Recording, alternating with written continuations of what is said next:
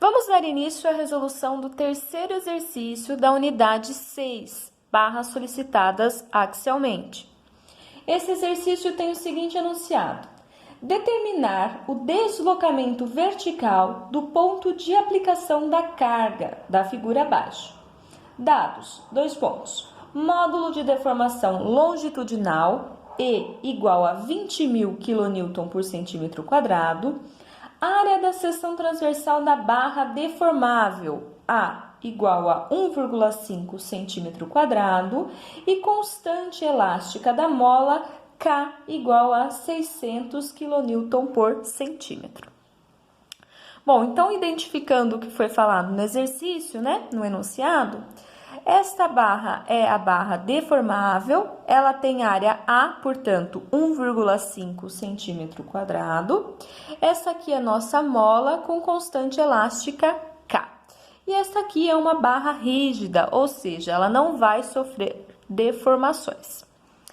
O primeiro passo para a resolução do exercício é a gente construir um diagrama de corpo livre. Como que a gente vai fazer isso? A gente vai isolar a barra rígida do seu entorno, ou seja, retirar esse vínculo, que é um vínculo do segundo gênero, retirar aqui a barra deformável e retirar também a mola. A gente vai isolar apenas a barra rígida.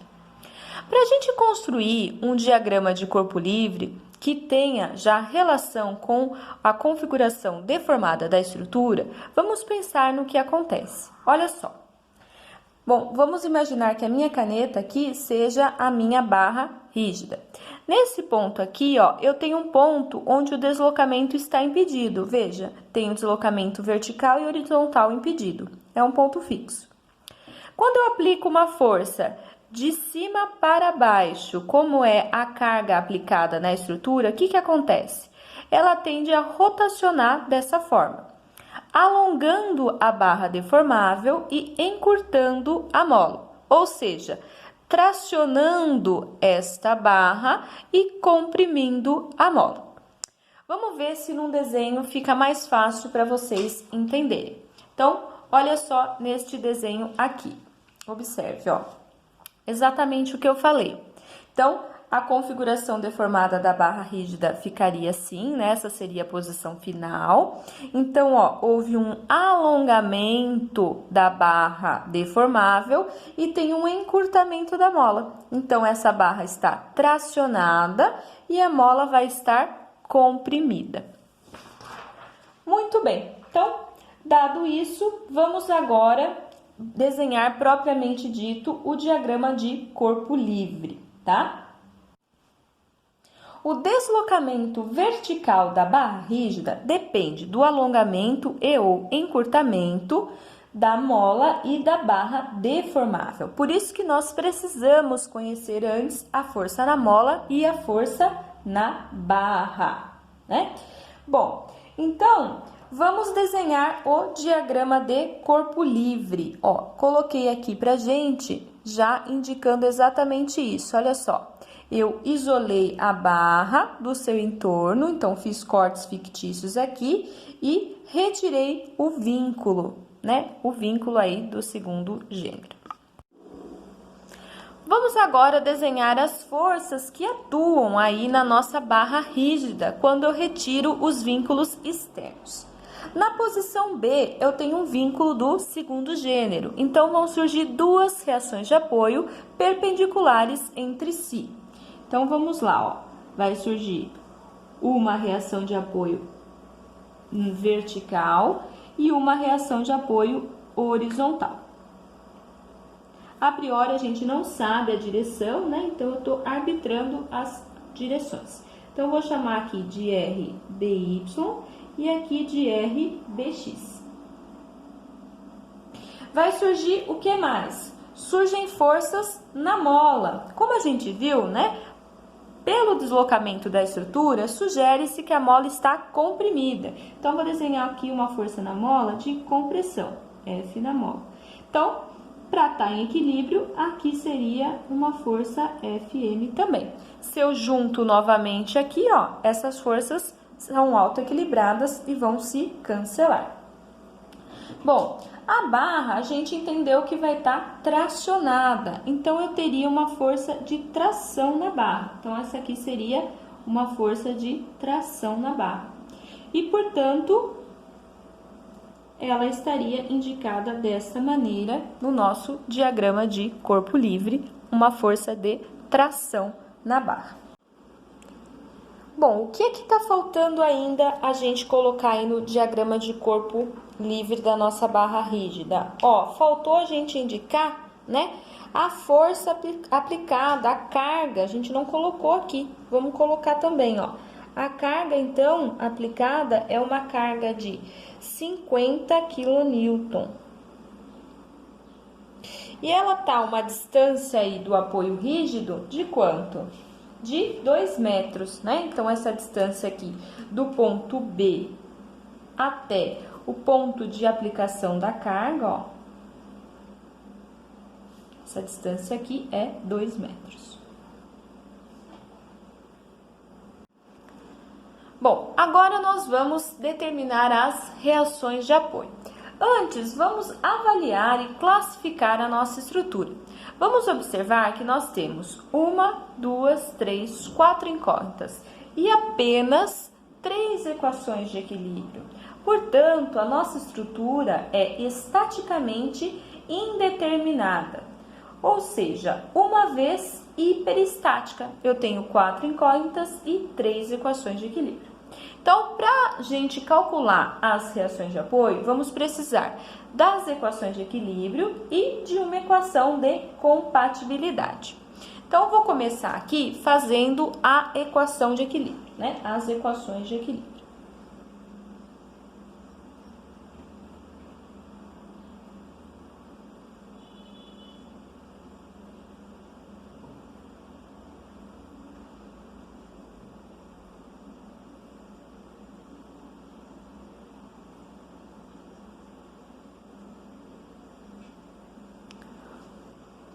Então, o que eu tenho aí nas equações de equilíbrio?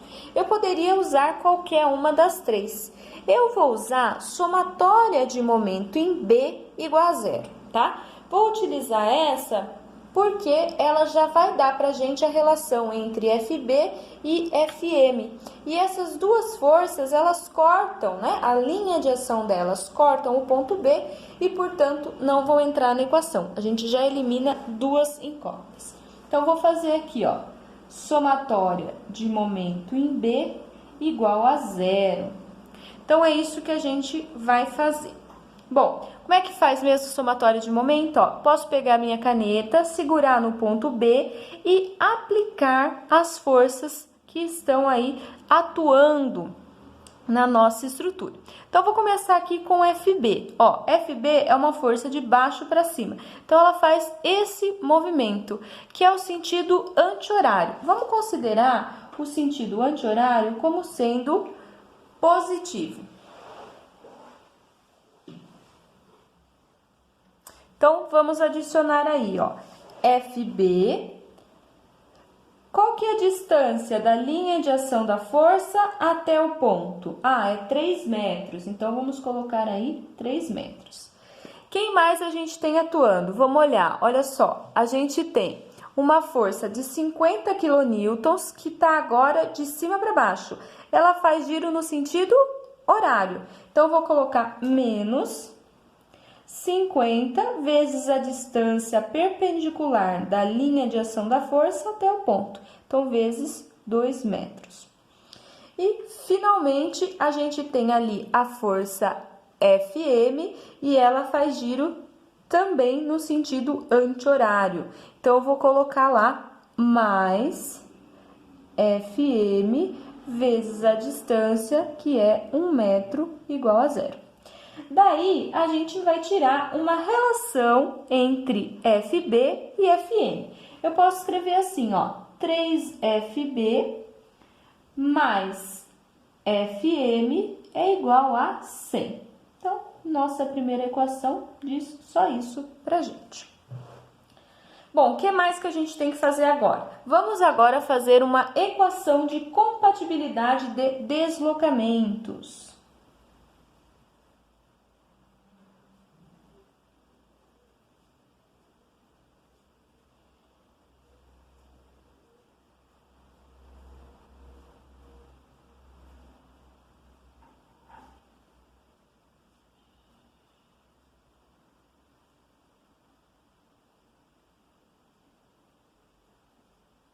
O que a gente faz numa equação de compatibilidade de deslocamento? A gente justamente avalia como que vai ser a configuração deslocada da nossa viga, né? Deformada, posição final. Então, olha só o que a gente vai ter agora, ó. A gente vai ter essa configuração deformada aqui, que foi o que eu mostrei no começo do exercício. A partir disso que a gente vai escrever nossa equação de compatibilidade. Então, vamos lá, vamos escrever a equação de compatibilidade de deslocamentos. Então, assim, o que a gente tem? O deslocamento da mola, ele deve ser compatível com o deslocamento da barra deformável, para qualquer movimento da barra rígida. A barra rígida, ela vai continuar íntegra, então eles têm que estar correlacionados aí, né? Eles devem ser compatíveis um com o outro. O que nós vamos fazer? Nós vamos correlacionar o deslocamento da barra deformável com o deslocamento da mola. Então, a mola vai ter aí um encurtamento que eu vou chamar de XM, que é X da mola. E a barra deformável, eu vou falar que ela tem aí um alongamento ΔL. Bom, com isso, a gente pode já fazer uma correlação entre eles. Fazendo o quê? Fazendo uma semelhança de triângulos. Podemos enxergar um triângulo aqui e podemos enxergar outro triângulo aqui. Conseguem observar? Então, olha só. A gente pode utilizar aqui, né, pensando apenas no triângulo, então em distâncias, fazendo essa semelhança em triângulos, ó. XM está para a distância de 1 metro, assim como ΔL está para a distância de 3 metros. Bom, só resolvendo isso daqui, a gente tem uma relação entre ΔL e XM, né? Então, eu fico que ΔL tem que ser igual a 3XM em módulo, tá? Por quê? Porque, na verdade, isso aqui é um encurtamento, mas aqui a gente está trabalhando com distância, e distância é sempre positiva. Bom, como é que eu calculo o ΔL? O ΔL eu posso calcular com a equação que a gente desenvolveu na aula, né? E como que eu calculo o XM? Eu calculo com aquela equação conhecida de vocês, né? Força na mola igual a constante elástica K vezes o XM. Então, eu vou escrever as equações aqui que a gente vai usar, ó. ΔL é igual a NX sobre EA. Lembrando que N é o esforço normal na barra, X é o comprimento onde a gente está trabalhando, módulo de elasticidade e área. E para mola eu tenho que força na mola é igual a constante elástica da mola vezes o deslocamento na mola. Então, olha só, vamos escrever isso daqui, ó. Qual que é o esforço nesta barra que a gente está trabalhando? Bom, o esforço nela é a própria força FB, né? Lembra que a gente viu que nas barras, assim como nas treliças, né? As forças, elas são forças internas, é o próprio esforço interno. Então, FB vezes o comprimento dessa barra, vou colocar novamente em centímetros, 150, dividido por módulo de elasticidade, dado do exercício, 20.000 kN por centímetro quadrado, vezes a área, que também é dado do exercício, 1,5 centímetro quadrado. Isso aqui vai ser igual a quê? Bom, se eu quero saber o x, né, é só eu fazer o FM dividido por K. Então, eu vou colocar aqui em módulo também, tá? Vai ser, então, 3 vezes menos FM dividido por 600. Então, eu chego, ó, na seguinte relação. Eu chego que FB tem que ser igual a FM. Essa aqui é a nossa segunda equação, tá? Então, a gente tem agora duas equações. Essa equação que a gente tirou da equação de compatibilidade e temos a equação que a gente tirou da equação de equilíbrio. Com isso, a gente consegue montar um sistema de equações. Vamos ver? Vamos escrever aqui, ó. Sistema de equações. Então, resgatando lá, né, da nossa primeira parte, a gente tinha 3FB mais FM tinha que ser igual a 100. Então, a nossa equação de compatibilidade resultou em FB igual a FM. Então, é um sistema de duas equações, duas incógnitas, facilmente eu obtenho os seus valores. Então, eu cheguei aqui, ó, quando vocês fizerem as contas com calma em casa, eu chego que FB é igual a 25 kN e FM é igual a menos 25 kN.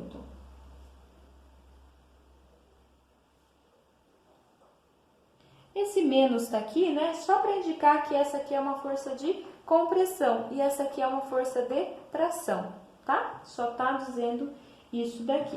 Bom, aqui as forças estão corretas. Vamos agora, finalmente, para o deslocamento. Então, vamos finalmente calcular o deslocamento.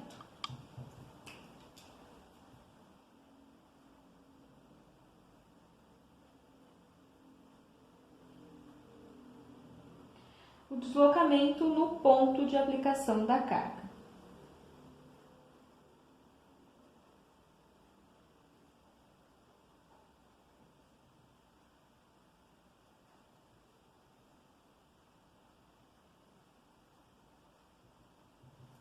Então, olha só o que eu vou ter no ponto de aplicação da carga, ó.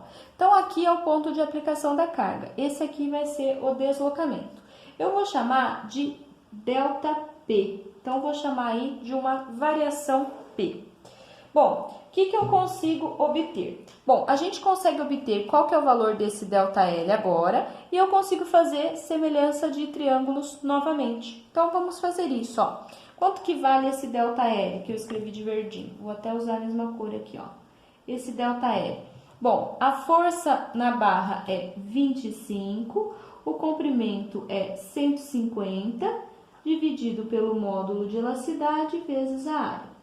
Eu tenho aí, portanto, ó, um valor de deslocamento de mais 0,125 centímetros. Então, se deu positivo, é alongamento, como a gente esperava. O que a gente vai fazer agora? Para determinar o ΔP, eu faço semelhança de triângulos. Então, aqui, ó, eu tenho ΔP está para, qual que é o comprimento aqui, ó? 2 metros, assim como o nosso comprimento ΔL está para um comprimento de 3 metros. Então, só resolvendo isso, né, eu substituo aqui no lugar deste valor aqui, ó, eu vou substituir por 0,125 e eu consigo obter o valor de ΔP, que é igual a 0,0833 centímetros. Eu posso até indicar aqui que é um valor para baixo, como está indicado ali na figura.